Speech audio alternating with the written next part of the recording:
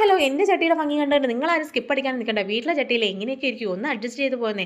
ചട്ടി വെച്ച് എണ്ണ വീഴ്ത്തിയിട്ട് നമുക്ക് നേരെ പോയി ചതക്കലിൻ്റെ പരിപാടിയുണ്ട്. ഇഞ്ചി, വെളുത്തുള്ളി, 2 പച്ചമുളക്, പെരിഞ്ചീരകം, പിന്നെ എന്തുവാണ് ഈ പെരിഞ്ചീരകം പൊടിക്ക് ഞാൻ ശരിക്കും പറഞ്ഞാൽ അത് ചെയ്യുന്നുണ്ട്. പിന്നീട് ഇതൊന്ന് ചതച്ച് കഴിയുമ്പോഴാണ് ഈ പെരിഞ്ചീരകം ചതച്ചില്ല എന്നുള്ള ഒരു കാര്യം ഇങ്ങനെ ഓർത്തത്. അത് ചതയ്ക്കുന്നുണ്ട്, അതങ്ങ് ചതച്ച് മാറ്റി വയ്ക്കാം. പിന്നെ ചെറിയൊരു നാരങ്ങ, പകുതി നാരങ്ങയുടെ വീണ്ടും ഒരു പകുതി എടുക്കുന്നുണ്ട്. തേങ്ങ എടുക്കുന്നത്, ഈ തേങ്ങ എന്ന് പറഞ്ഞാൽ ഇത്ര എടുത്തുള്ളൂ കണ്ടോ. പെരിഞ്ചീരകം ഞാൻ ഇപ്പോഴാണ് ഓർത്തത്, അതുകൊണ്ട് വേഗം പോയി ഞാനൊന്ന് ചതച്ച് കൊണ്ടുവരുന്നുണ്ട്. പിന്നെ സവാളയാണ് എടുത്തുള്ളത്. നിങ്ങൾക്ക് ചെറിയ ഉള്ളി എടുത്താൽ ഇതിനേക്കാളും കുറച്ചും കൂടെ ടേസ്റ്റ് കിട്ടും. പക്ഷേ ഞാൻ പറഞ്ഞതെന്ന് വെച്ചാൽ രണ്ടും കൂടെ മിക്സ് ചെയ്തെടുക്കുന്നതാവും ടേസ്റ്റ് ഉണ്ടാവുക.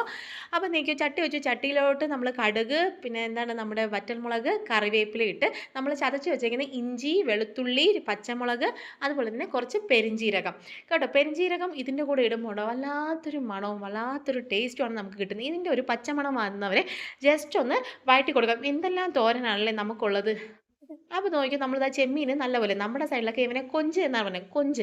അതിൻ്റെ ഇടയ്ക്ക് എന്തോ ഒരു സാധനം അവിടെ കുരുങ്ങിയിട്ടുണ്ട്. നമുക്കൊന്ന് ഫ്രഷ് ആക്കി കഴുകി ഒന്നും കൂടെ കൊണ്ടുവരാമേ. അപ്പോൾ ഇത് അതിൻ്റെ കൂടെ ഇനി ഒരു കാര്യം ഞാൻ പറയട്ടെ. ഞാൻ ഇതേ കണ്ടോ തേങ്ങ ഇടുന്നുണ്ട് ഇതിൽ, നിങ്ങൾ കണ്ടാലറിയാം. ചെറിയതായിട്ട് നമ്മൾ ചെറിയ കഷ്ണം തേങ്ങ അതും കൂടെ ഇടുന്നുണ്ട്. സംഭവം സവാള അതിൻ്റെ അകത്ത് കിടക്കുന്നുണ്ട്, നമ്മുടെ തേങ്ങ കൊത്ത് അവിടെ മിസ്സായി പോകുന്നുണ്ട്.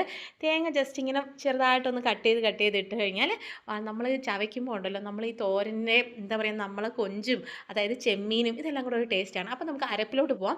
ഞാനിവിടെ എനിക്ക് കുറച്ച് കൊഞ്ചേ ഉള്ളൂ, അതുകൊണ്ട് അത്രമാത്രം തേങ്ങ മാത്രമേ ഞാൻ എടുക്കുന്നുള്ളൂ. പിന്നെ ഇതിലോട്ട് മഞ്ഞൾപ്പൊടി, മുളക് പൊടി, പിന്നെ അത്യാവശ്യത്തിന് കുരുമുളക് എന്ന് പറയുമ്പോൾ ഇതിന് നല്ലൊരു ടേസ്റ്റ് കൊടുക്കുന്നതാണ്.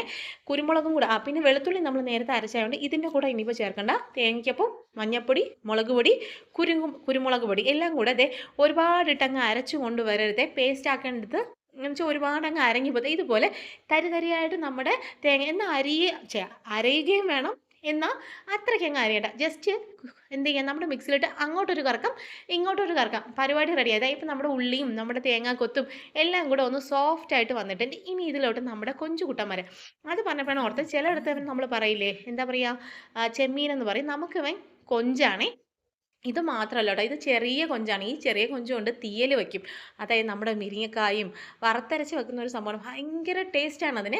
മുരിങ്ങക്കയൊക്കെ വേണം, എങ്കിലാണ് ഈ കൊഞ്ചിൻ്റെ ടേസ്റ്റൊക്കെ അതിലോട്ടൊക്കെ പിടിച്ചൊരു വല്ലാത്തൊരു ടേസ്റ്റാണ്. അപ്പോൾ നിങ്ങൾക്ക് ആ ഒരു റെസിപ്പി ആവശ്യമുണ്ടെങ്കിൽ നമ്മുടെ തിരുവനന്തപുരം സ്റ്റൈലിൽ എങ്ങനെയാണ് അത് ചെയ്യുക എന്നുള്ള കാര്യം എൻ്റെ വീഡിയോയിലിടാം. ഞാൻ എപ്പോഴും എല്ലാവരോടും പറയും ഒന്ന് കമൻറ്റ് ചെയ്യണമെന്ന്. ആരും കമൻറ്റ് ചെയ്യില്ല. അപ്പോൾ ഞാൻ നോക്കി നമ്മുടെ കൊഞ്ചിനെ ഇട്ട് നോക്കി, നാരങ്ങയുടെ പകുതിയുടെ പകുതിയാണ് ഞാൻ എടുത്തിട്ടുള്ളത്. ഇതും കൂടെ ഒന്ന് ഈ സമയത്ത് ഒന്ന് പിഴിഞ്ഞു കൊടുക്കാം. പിഴിഞ്ഞു കൊടുക്കാമെന്ന് പറഞ്ഞാൽ എന്താ പറയുക, ഞങ്ങൾ തിരിഞ്ഞു കൊടുക്കാമെന്ന് പറയാം. അത് തന്നെ, നിങ്ങൾക്ക് കാര്യം മനസ്സിലായില്ലേ. സംഭവം അതെല്ലാം കൂടെ ഇട്ട് നമുക്ക് ജസ്റ്റ് ഇതാകുമ്പോൾ നമ്മുടെ കൊഞ്ച് വേവുകയും ചെയ്യും, ഒരുപാട് അങ്ങ് റബ്ബറി ആകത്തില്ല. ഒന്ന് സോഫ്റ്റായി തന്നെ നമ്മുടെ കൊഞ്ച് നിൽക്കാനായിട്ട് ഈ ഒരു ടിപ്പ് നമ്മളെ സഹായിക്കാം. ഒന്ന് ട്രൈ ചെയ്ത് നോക്കണം. അപ്പോൾ അടച്ചു വെക്കാം. ഇത് കണ്ടോ, നമ്മുടെ ക്വാർട്ടേഴ്സിലെ ഒരു ഫ്രണ്ട്, എൻ്റെ പ്രധാനപ്പെട്ട ദീഗ്ന എന്നാണ് ചേച്ചിയുടെ പേര്. ചേച്ചി എനിക്ക് കൊണ്ട് തന്നതാണ് കേട്ടോ. ചേച്ചി ഈ വീഡിയോ കാണുന്നുണ്ടെങ്കിൽ ചേച്ചിക്ക് വേണ്ടിയിട്ടുള്ള ഡെഡിക്കേഷനാണ് ഈ ഒരു വീഡിയോ. അപ്പോൾ നോക്കി, നമുക്കിപ്പം നാട്ടിലോട്ട് പോകാനുള്ള സമയമായി. അപ്പോൾ ഞാൻ ലെമൺ റൈസാണ് ഉണ്ടാക്കുന്നത്. അപ്പോൾ ചേച്ചിയുടെ വീട്ടിൽ, ചേച്ചി അകത്ത് ക്വാർട്ടേഴ്സിലാണ് നിൽക്കുന്നത്, അവിടെ കാച്ചതാണ് കേട്ടോ. ഈ പ്രാവശ്യം അത്രയ്ക്ക് കായ്ച്ചിട്ടില്ല, അതായത് കാ പിടിച്ചിട്ടില്ല എന്നാണ് നിങ്ങളുടെ സൈഡിൽ കാ പിടിച്ചിട്ടില്ല എന്നൊക്കെയല്ലേ പറയുക, ഓരോരുത്തരും ഓരോന്നാണ് പറയുന്നത്. അപ്പോൾ അത്രയ്ക്കങ്ങ് അല്ല, ഇത് പച്ച കളറിൽ ഇരിക്കുന്നെങ്കിലും നല്ല പഴുത്തിട്ടുണ്ട്. അകമൊക്കെ നല്ല നീരുള്ള നാരങ്ങയാണ്. അപ്പോൾ ലെമൺ റൈസ് ഉണ്ടാക്കാൻ വേണ്ടി എനിക്ക് കുറച്ച് നാരങ്ങ വേണമെന്ന് പറഞ്ഞപ്പോൾ ചേച്ചി ഓടി എനിക്ക് കൊണ്ടു തന്നതാണ്. അത് മാത്രമല്ല കേട്ടോ, ചേച്ചി നാട്ടിൽ നിന്ന് പോയിട്ട് വന്നപ്പോൾ നമ്മൾ കണ്ണങ്ക എന്നൊക്കെയാണ് ഇതിന് പറയുന്നത്. നിങ്ങൾ എന്താണെന്ന് എനിക്കറിയില്ല, തിരുവനന്തപുരത്ത് അങ്ങനെയാണ് പറയുന്നത്. നമ്മുടെ വാഴയ്ക്ക, ഇതൊക്കെ നാട്ടിൽ നിന്ന് ചേച്ചി എനിക്കായിട്ട് കൊണ്ടുവന്നതാണ്. അപ്പോൾ നമ്മുടെ കൊഞ്ച് നോക്കാം. കൊഞ്ച് ഇതേ നോക്കിക്കോ, നല്ലപോലെ വെന്തിട്ടുണ്ട്. ഈ കളർ ഉണ്ട്, നിങ്ങൾ ആരും ഞെട്ടാൻ നിൽക്കണം, നമ്മൾ ഇതിൽ ഒരു മസാലയും ചേർത്തിട്ടില്ലല്ലോ, അതുകൊണ്ടാണ് ഈ കളറിൽ തന്നെ ഇത് കാണുന്നത്. അപ്പോൾ നമുക്കൊന്ന് വെന്തോന്ന് നോക്കാം. വേവാൻ ചാൻസ് ഉണ്ട്, കാരണം ഇപ്പോൾ ഇത് അടച്ച് വെച്ചിട്ട് ഏതാണ്ടൊരു 3 മിനിറ്റ് ആവാറായിട്ടുണ്ട്. അപ്പോൾ കറക്റ്റായിട്ട് ഇത് വെന്ത് വന്നിട്ടുണ്ട്. ജസ്റ്റ് നമുക്കൊന്ന് കഴിച്ചു നോക്കാം.